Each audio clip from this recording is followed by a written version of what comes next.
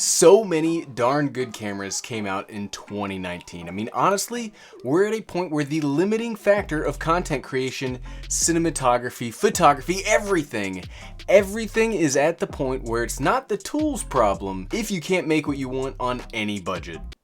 I'm not gonna say whose fault it is.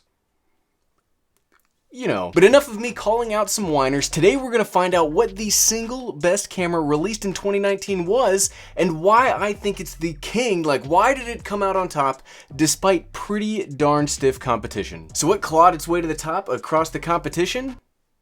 Let's find out. What's up, everyone? I'm the Everyday Dad, and if I can figure it out, you can figure it out. And, you know, let's be honest, you already know what the best camera was. Do you know how I know you know?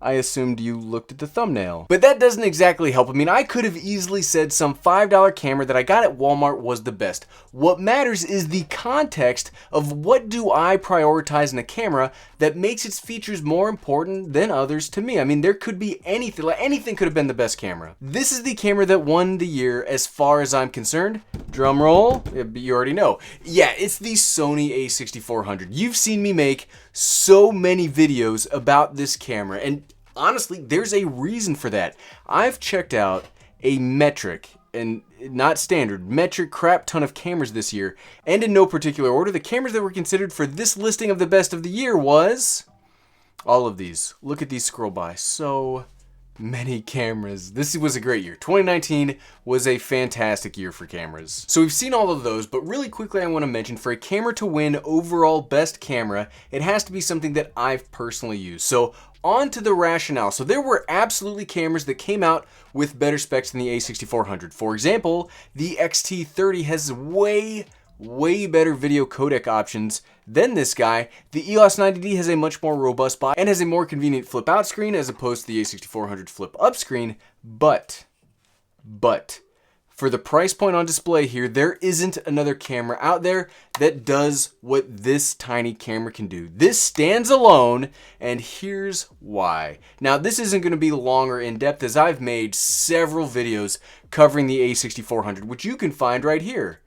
I think it's right over here, right? I think it's over here. What we're gonna do today is we're gonna compare the weaknesses of this cameras against some of the other cameras that we've already seen strengths, so you can see why, even though it's not perfect, it is the single best competitors. It takes the weaknesses and makes them the strengths. Oh yeah.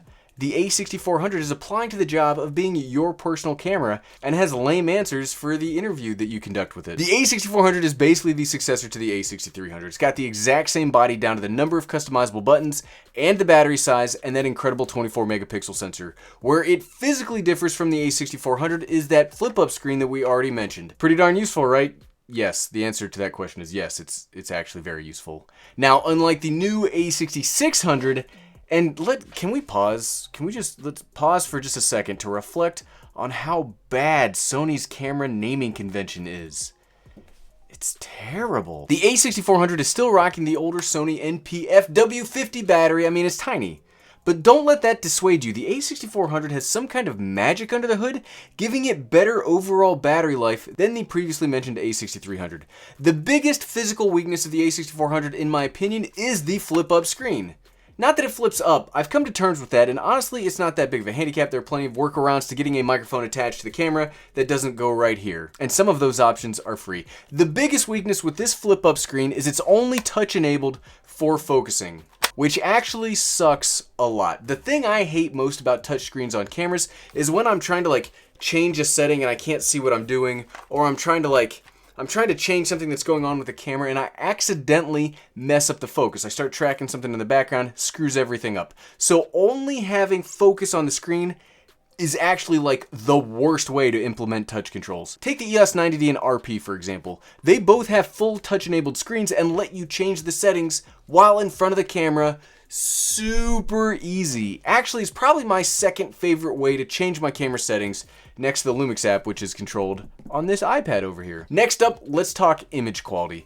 The A6400 can record up to 4K 30 frames per second in 100 megabits per second as long as the battery and memory holds out, which honestly, That's one of the best features of this camera, and it really puts it into a special class of cameras that can record forever without some kind of external support. The Lumix G95 that was released this year can also record forever, much like its predecessor, the G85, and the G95 is much more expensive than the A6400. Really, only the lower end camcorders or that used G85 from a few years ago could match the A6400 in this regard when it comes to both price and unlimited recording. Speaking back to that actual image quality though, it's fantastic. I know Sony to this day gets beaten up on its color science, but I don't actually have a problem with it. You're seeing it right now. I actually think their color science looks perfectly fine. Now, I did used to have real trouble with my A6300 back in the day. I mean, my skin tones did turn out on the greenish side, but since the third generation of A7 cameras, I don't have to do anything in post to make the footage look good. It just looks good. This is a 6K sensor that downsamples to 4K. I record everything in 4K. The 4K, I've even stopped recording in any of the picture profiles because I really like what comes out of the camera standard.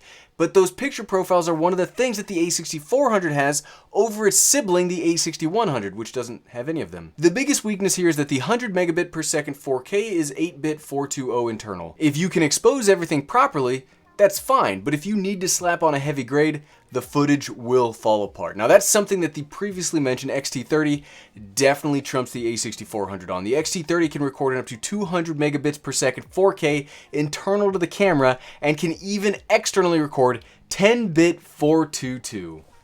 That's impressed me all darn year. This is a Sony video, but seriously, good job on that Fuji. The XT30 is a beast. However, I mention this all the time, but technical image quality isn't the end-all be-all for overall video quality, especially when it comes to online video production. Audio quality matters far more in the grand scheme of things. If you don't agree with me, that's fine. But you're wrong, and the A6400 has surprisingly good internal preamps. Okay, and you know, I was talking for a while about the audio capabilities, the vlogging capabilities of the A6400, and I felt like, hey, maybe we should actually, you know, show them. So I'm currently on the A6400 with the 16-50 kit lens. I've got a Rode Video Micro on top of the camera, and that's it. I've got nothing else. It's currently set to 4K 30 frames per second, and I'm just holding it. I don't have a tripod, I don't have anything like that. So if you were just to take this camera, put a microphone on it and get going, this is what you could get. I think this camera, and it's raining also. Can you guys see that? Can you guys see the rain? That's what we gotta do for the YouTube videos, right? And we're back to my backyard, so hooray! But yeah, I think this camera would be a terrific vlogging camera. I think this camera would be a terrific, it's just the best camera released this year, and there's probably the reason why this video was titled that. So yeah, this is what it would look like. This is what you could get for like not that crazy of an investment. And I'm gonna go back inside because I hate getting rained on. Unlike all the other contenders on this list, you can lower the internal preamps here to the lowest that you can get. And the audio you can get out of the A6400 is some of the best I've ever seen or heard. I guess I don't see audio. And there isn't, like, in this category, there isn't a weakness here. This is the best camera preamp I've seen so far this year.